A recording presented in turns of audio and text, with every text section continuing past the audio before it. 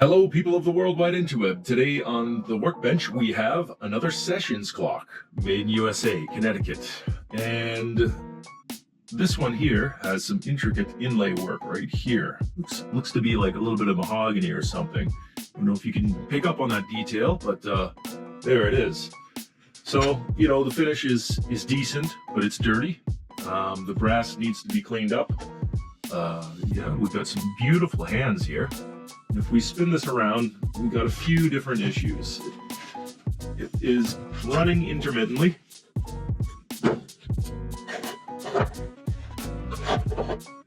Did come with the proper weight here. I love that Sessions S right there. That's a really neat detail that they casted in.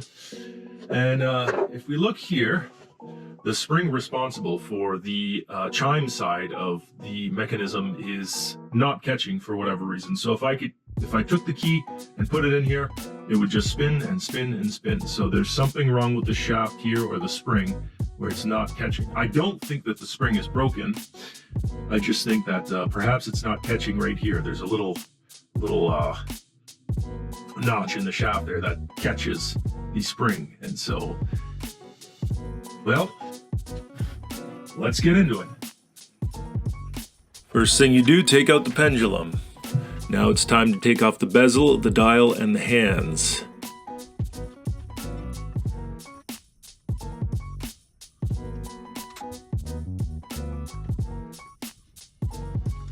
Now we got 5 little screws that are holding in the bezel. And a lot of these screws were wallowed out, and this includes the holes on the back of the clock that hold in the door.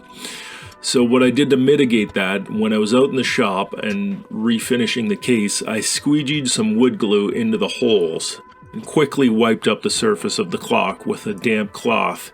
And usually that's enough to swell the wood inside of the hole, and then your screws and nails will grab on like brand new again. So that's a good little tip. These tiny little nails, boy oh boy, they're hard to get.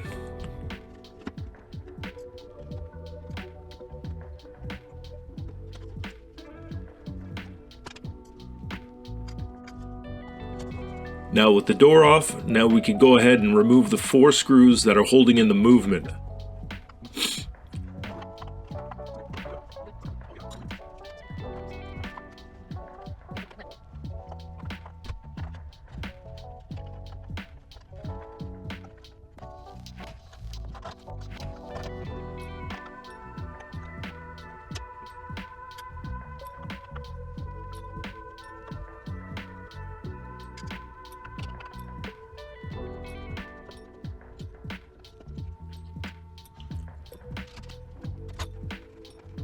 Next thing that comes out is the chime.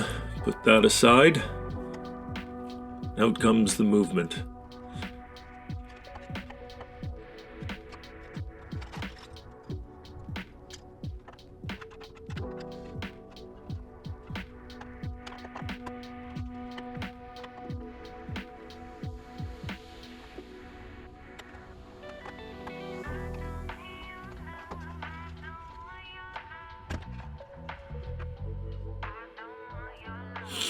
Now this is a very important step. You have to let down all of the power in the spring, and if you don't have a letdown tool like I do, that round screwdriver looking thing, be sure to get you one, because you don't want to be doing this with the key.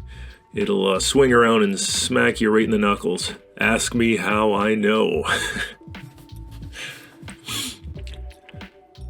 So now, with all of the power off, we can start the disassembly safely. And safely is the key word here. Make sure there's no power left. And so I pre-made these blocks a long time ago. And what this allows me to do is separate the chime side and the timekeeping side.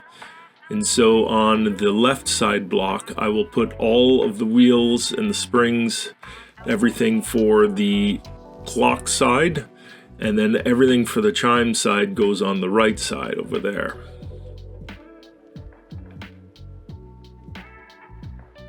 And here comes the complicated part.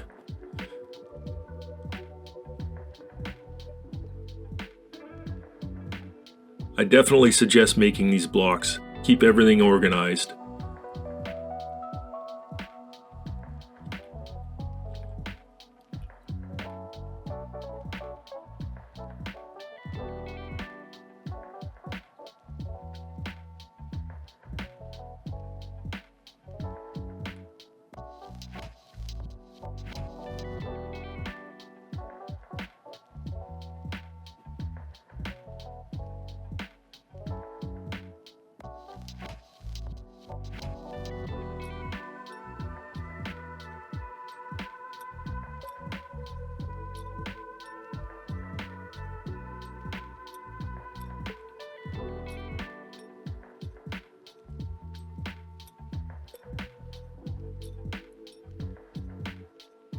Now that everything is apart, now it is time to clean everything up. And yes, I know my cleaning chemicals are starting to look pretty nasty and I have to replace it.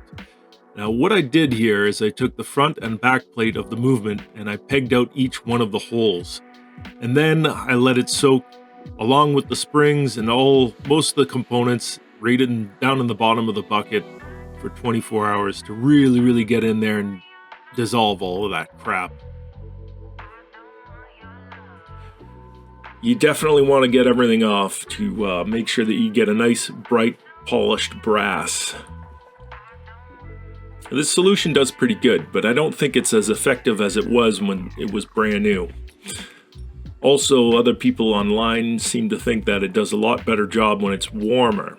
And this is my basement, so it's not super warm down there, so in the future, maybe I need to find some sort of way to keep that stuff a little bit warmer. But nevertheless, we got everything cleaned up. Here I'm just pulling out all of the chime side pieces. All of the clockwork pieces are already clean and dry and into that block, ready to be assembled again. Here we have some metal polish, and the hands are blued steel. And on that, we have a little bit of corrosion, or rust, I should say. And be careful on your metal polishes, because some metal polishes will actually remove the bluing from steel. So be mindful of that. Read your labels, do a little Google search. This metal polish does not remove bluing. And from what I understand, it actually adds a little bit of a coat that protects the surface a little bit. I don't know if it's remember if it was like a silicone or something, but anyways, stop some of that oxidization. And now we're moving on to painting the pendulum. This will just stop it from rusting and, you know, make it match the movement a little bit better.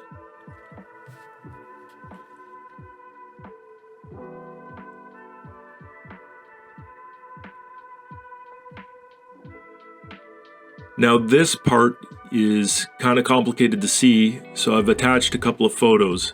The reason why the spring was not catching is because of the click spring. You can see here it's all worn out and wallered out, so we had to tighten up the rivet and also reshape the tooth there, and you'll see in the final picture after, yeah, quite a bit of filing, but we got it done.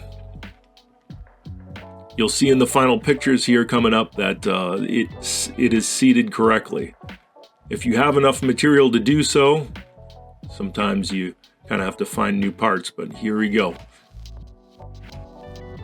Look at how well that seats in there, just like that, like brand new. And now time for the reassembly. A little spacer for the counter wheel there. Make sure you put that in. I've definitely forgot to put that in before.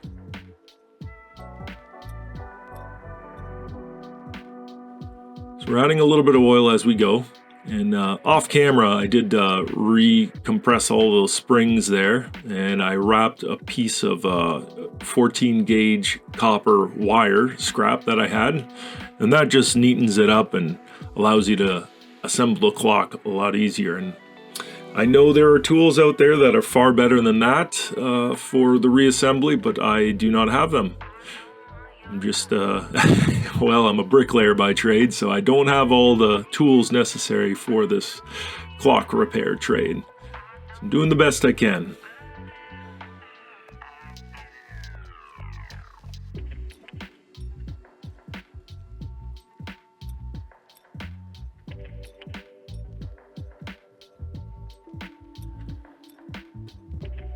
Also, the previous owner, I don't know what they were thinking, but the hammer was bent way out of shape. It was nowhere near where it was supposed to be.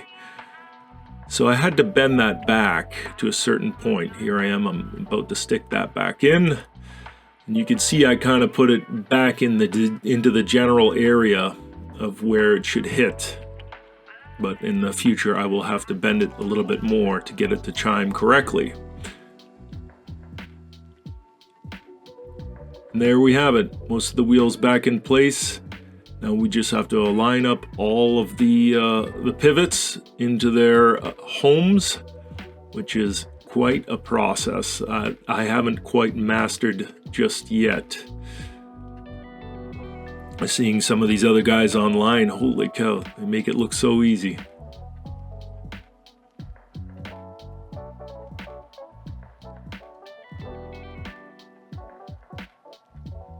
What I like to do is put a couple of the nuts on just to keep a little bit of pressure on all of the pivots a little bit. I'm being careful not to really press on them too hard, but it helps to hold them in place while you wrestle the rest of them in place.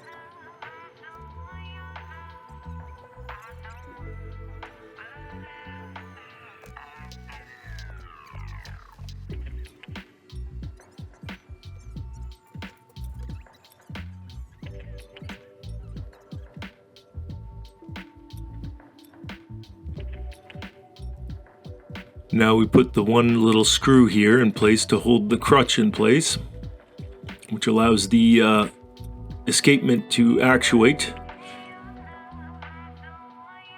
Now I'm winding up the main springs here. I can cut away the copper ties that I put in place. And this thing is ready to run, if you can tell. A little bit of oil for the movement on all of those little pivots.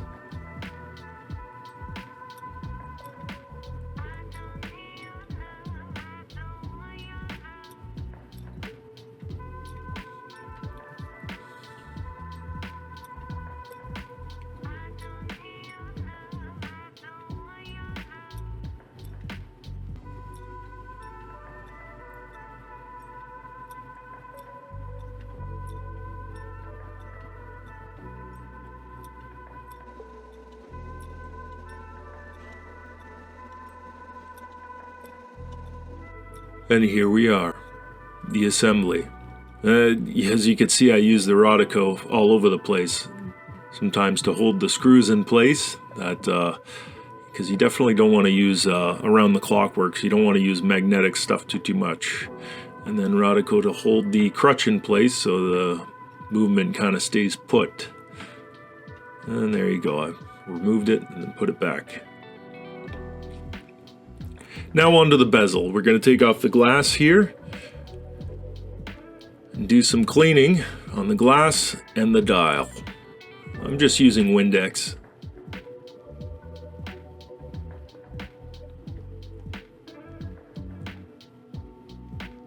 got a small amount of ammonia, help you clean up that glass really nice.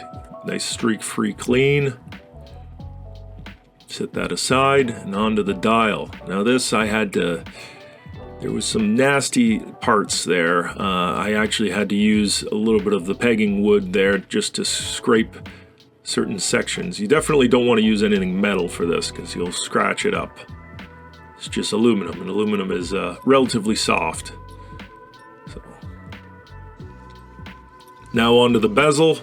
I didn't get a complete video of doing the whole thing because the camera was pointing the wrong direction and just videotaping my hair. And, you know, my hair ain't too bad looking, but I figured I'd cut that section out.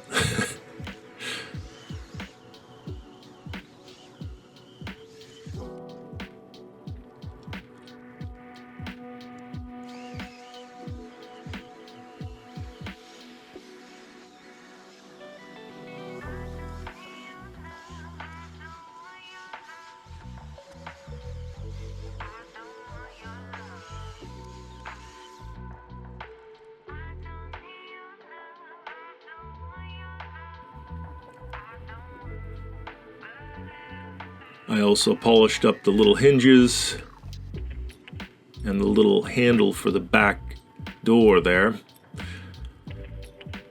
And one thing you have to do with the bezel and these hinges is you definitely want to coat them with lacquer after you're done if you want to keep that shine for a long time, because if not, it'll just start oxidizing after a while.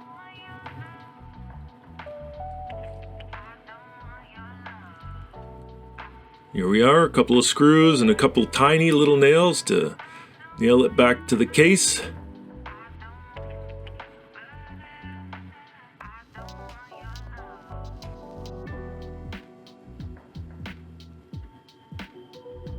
Now we flip it over, ready to put the dial back in and the bezel and the glass. Now that I put that wood glue inside of the holes there for the screws, they're really biting in really well this time. Leave the screws a little bit loose till you get it aligned exactly where you want it, and then tighten them down. And yeah, you don't need to tighten them too crazy, or else you'll just strip them out like the last guy did.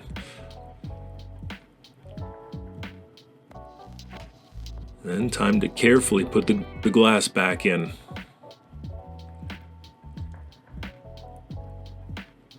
Look at that.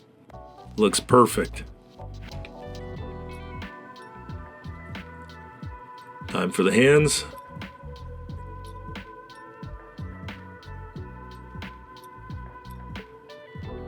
And let's listen in to how it sounds now.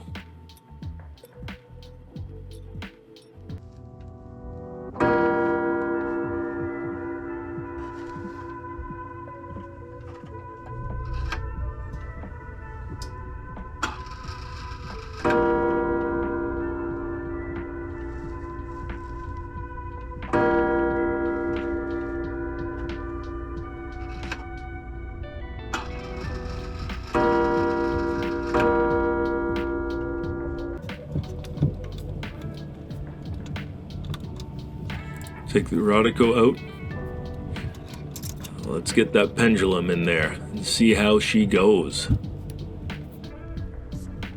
Gold.